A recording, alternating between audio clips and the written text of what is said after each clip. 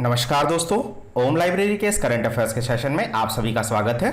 शुरू करते हैं आज के करंट अफेयर्स। आज के करंट अफेयर्स शुरू करें इससे पहले मैं आप सभी को बताना चाहूंगा कि आप हमारे इस वीडियो की पीडीएफ हमारे टेलीग्राम चैनल से तथा इन सभी प्रश्नों का विवरण हमारे फेसबुक चैनल से प्राप्त कर सकते हैं। आइए बढ़ते हैं सबसे पहले कल के प्रश्न की ओर। कल हमारे द्वारा प्रश्न पूछा गया था, भवानी देवी जो हाल ही में खबरों में रही वह किस खेल से संबंधित है?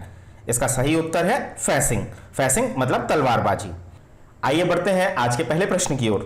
कौन सी राज्य सरकार हर्बल सड़कों के रूप में गुजरने वाले राष्ट्रीय और राजमार्गों का विकास करेगी? उत्तर प्रदेश, मध्य प्रदेश, महाराष्ट्र या पश्चिम बंगाल? इसका सही उत्तर है उत्तर प्रदेश। आइए जानते हैं इस हर्बल सड़क के बारे में। इस योजना के तहत सड़कों के दोनों ओर औषधीय एवं हर्बल पेड़ लगाए जाएंगे। इन हर्बल पेड़ों में पीपल, नीम, सहजन के साथ साथ ब्राह्मी, अश्वगंधा और जेट्रोफा जैसे अन्य जड़ी बूटियां शामिल होगी। यह योजना न केवल दवाओं के लिए कच्चा माल प्रदान करेगी बल्कि मिट्टी के कटाव को भी रोकेगी और जैव विविधता को बढ़ावा देगी। बढ़ते हैं अगले प्रश्न की ओर। किस राज्य सरकार ने हर हाथ को काम हर घर में रोजगार सिद्धांत के साथ प्रवासी श्रमिकों के लिए मिशन शुरू किया है? राजस्थान, गुजरात, उत्तर प्रदेश या पंजाब? इसका सही उत्तर है उत्तर प्रदेश। आइए जानते हैं इस योजना के बारे में। उत्तर प्रदेश सरकार ने लघु उद्योगों की संस्था के साथ सहमति पत्रों पर हस्ताक्षर किए हैं, जिसके जरिए 11 लाख श्रमिकों को रोजगार मुहैया कराया जाएगा। राज्य सरकार के अनुसार स्किल मैपिंग से सरकार हर हाथ को काम और हर घर में रोजगार उपलब्ध करवा रही है। इसके अतिरिक्त बाहर के प्रदेशों से वापस आ रहे कामगारों को रोजगार में लगाने की सरकार की सर्वोच्च प्राथमिकता है। इंडियन इंडस्ट्री एसोसिएशन, फिक्की, लघु उद्योग भारती, नर्डेका और उत्तर प्रदेश सरकार के बीच कई करार भी हुए हैं। आइए बढ़ते हैं अगले प्रश्न की ओर। हाल ही में खबरों में आई स्वामित्व योजना किससे संबंधित है? ग्रामीण क्षेत्रों में लोगों को भूमि स्वामित्व अधिकार प्रदान करना, ग्रामीण प्रवासियों को रोजगार प्रदान करना, स्वयं सहायता समूहों को ऋण उपलब्ध कराना या ग्रामीण प्रवासियों को स्वास्थ्य बीमा प्रदान कराना? इसका सही उत्तर है ग्रामीण क्षेत्रों में लोगों को भूमि स्वामित्व अधिकार प्रदान करना। आइए जानते हैं इस योजना के विषय में। इस योजना के तहत मध्य प्रदेश के 10 जिलों को पायलट प्रोजेक्ट के रूप में चुना गया है। मध्य प्रदेश सरकार इस योजना के तहत एक डाटाबेस तैयार करेगी, जिसका उद्देश्य ग्रामीण क्षेत्रों में लोगों को भूमि का मालिकाना हक प्रदान करना है। यह योजना संपत्ति मालिकों को बैंक से आसानी से ऋण प्रदान करने में मदद करेगी।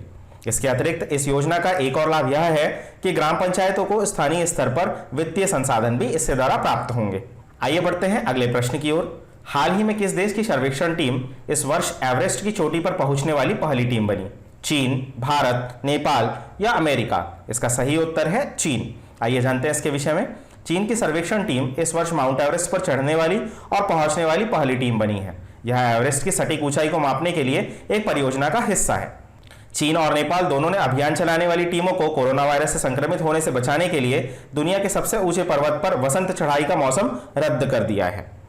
आइए बढ़ते हैं अगले प्रश्न की ओर। किस देश ने पाकडिया नाम से अपने पहले स्टेल्थ बॉम्बर विमान के विकास की शुरुआत की? रूस, अमेरिका, पाकिस्तान या इटली? इसका सही उत्तर है रूस। आइए जानते हैं इस स्टेल्थ विमान के बारे में। रूस वर्तमान में अपनी सेना का बहुत तेजी से आधुनिकीकरण कर रहा है। स्टेल्थ विमान ऐसी ही उन्नति का एक भाग है। यह बमवर्षक विमान Sukhoi Su-57 supersonic fighter jet के बाद दूसरी पीढ़ी का लड़ाकू विमान है। इस स्टेल्थ बॉम्बर विमान का निर्माण पाक्टा कार्यक्रम के तहत किया जाएगा। पाक्टा कार्यक्रम रडार सिग्नेचर को कम करने के लिए नवीनतम तकनीकों का उपयोग करता है। बढ़ते हैं अगले प्रश्न की ओर। डेलाइट के हालिया अध्ययन के अनुसार वैश्विक चिंता की सूचकांक में किस देश को शीर्ष स्थान पर रखा गया है?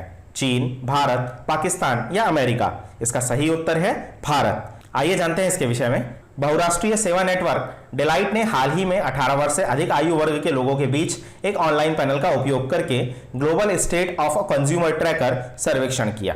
इसमें भारत के बाद मैक्सिको और स्पेन का स्थान है। हालांकि मई के महीने के बाद भारत में चिंता स्कोर में धीरे धीरे गिरावट आई है। इस अध्ययन के अनुसार भारत में उपभोक्ता इस अनिश्चित समय के दौरान सबसे अधिक चिंतित है। इस सूचकांक में भारत को 33 स्कोर के साथ वैश्विक चिंता सूचकांक में सबसे ऊपर रखा गया है। बढ़ते हैं अगले प्रश्न की ओर। उस भारतीय राज्य का नाम बताइए जिसने solar fence farmland protection program का कार्यान्वयन शुरू किया है? तमिलनाडु, केरल, आंध्र प्रदेश या कर्नाटक?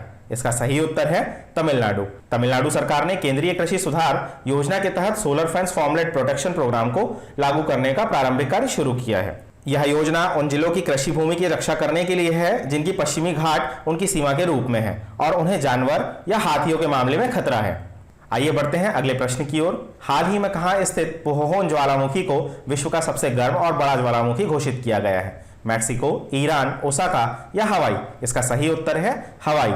आइए जानते हैं पुहोहोन ज्वालामुखी के बारे में। मई 2020 में हवाई स्थित पुहोहोन ज्वालामुखी को विश्व का सबसे गर्म और बड़ा ज्वालामुखी घोषित किया गया है। इससे पूर्व इसके पास स्थित माउना लोआ को सबसे बड़ा ज्वालामुखी माना गया था। यूनिवर्सिटी ऑफ हवाई के शोधकर्ताओं की एक टीम ने एक ज्वालामुखी का आकार जानने के लिए इसके नीचे पानी मौजूद पत्थरों का रासायनिक विश्लेषण किया है। इसके अलावा पुहोहोन ज्वालामुखी के आकार का पता लगाने के लिए उसके नीचे मौजूद समुद्र तल का सर्वे भी किया गया है। इस सर्वे में पाया गया कि समुद्र के नीचे स्थित यह ज्वालामुखी माउना लोआ के आकार से 2 गुना बड़ा है। यह लगभग 171 मील लंबा और 56 मील चौड़ा है। यह लगभग पूरी तरह से जलमग्न है। इसकी सिर्फ 2 170 फीट ऊंची चोटियां ऊपर दिखाई देती है। इन दोनों चोटियों की खोज 1820 में अमेरिका के वेलिंग शिप ने की थी। आइए बढ़ते हैं अगले प्रश्न की ओर। नासा ने हाल ही में डब्ल्यू फर्स्ट हबल टेलीस्कोप का नाम बदलकर किस वैज्ञानिक के नाम पर रखा है? Ellen Stofan, Nancy Grace Roman, Michael D Griffin या जेम्स हैंसन? इसका सही उत्तर है नैन्सी ग्रेस रोमन। आइए जानते हैं इसके विषय में। हाल ही में नासा ने अंतरिक्ष एजेंसी की प्रमुख खगोल विज्ञानी नैन्सी ग्रेस रोमन के नाम पर अपनी पहली अगली पीढ़ी की space telescope wide field infrared survey telescope W first का नाम बदल दिया है। नैन्सी ग्रेस रोमन टेलीस्कोप या रोमन स्पेस टेलीस्कोप वर्ष 2025 में लॉन्च किया जा सकता है।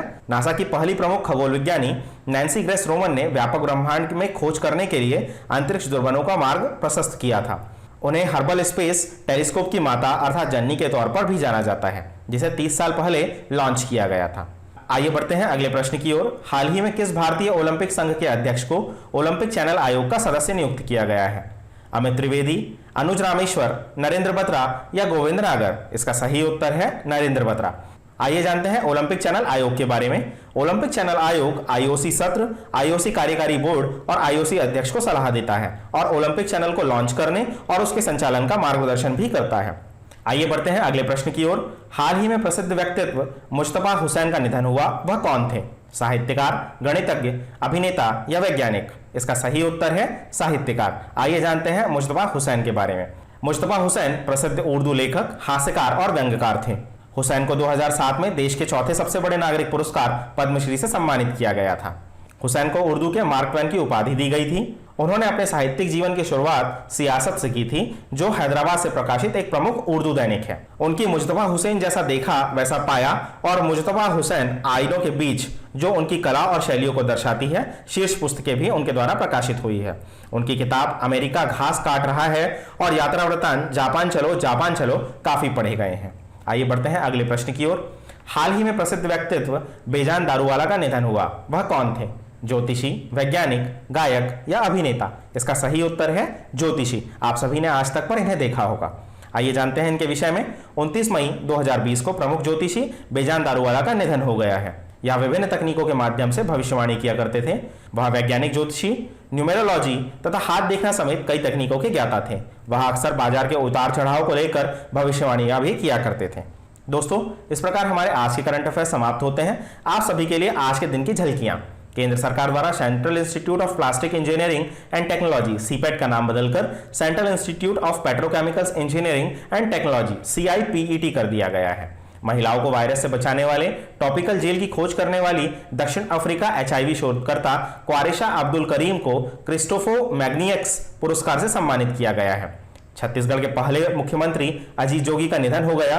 नवंबर 2000 से नवंबर 2003 तक अजीत जोगी ने छत्तीसगढ़ के पहले मुख्यमंत्री के रूप में काम किया था। लियो पुरी, जो JP मॉर्गन साउथ एशिया और साउथ ईस्ट एशिया का नया अध्यक्ष बनाया गया है। लियो पुरी को JP मॉर्गन साउथ एशिया और साउथ ईस्ट एशिया का नया अध्यक्ष बनाने की घोषणा की गई है। वह कल्पना मोरपौरिया का स्थान लेंगे, जो 2021 के पहले क्वार्टर तक अध्यक्ष के रूप में काम करेगी। एमान इजाज को फ्रांसीसी टेक्नोलॉजी प्रमुख कंपनी कैपजामिनी का नया प्रमुख कार्यकारी अधिकारी के रूप में नियुक्त किया गया है। IT प्रमुख विप्रो ने थियली डेवापोर्ट को अपने नए कार्यकारी अधिकारी, चीफ एग्जीक्यूटिव ऑफिसर और मैनेजिंग डायरेक्टर के रूप में नियुक्त किया है। दोस्तों, अब बारी है आज के प्रश्न की। आज के प्रश्न में संयुक्त राष्ट्र शांति सैनिकों का अंतर्राष्ट्रीय दिवस हर साल कब मनाया जाता है? 5 जून, 22 मार्च, 14 नवंबर या 29 मई? कृपया आप अपने उत्तर कमेंट बॉक्स में दें। आई होप कि आप सभी को हमारा आज का यह सेशन पसंद आया होगा। यदि आपको हमारा यह सेशन पसंद आया है तो हमारे इस चैनल को लाइक करें, सब्सक्राइब करें और दूसरे लोगों के साथ शेयर करें। धन्यवाद।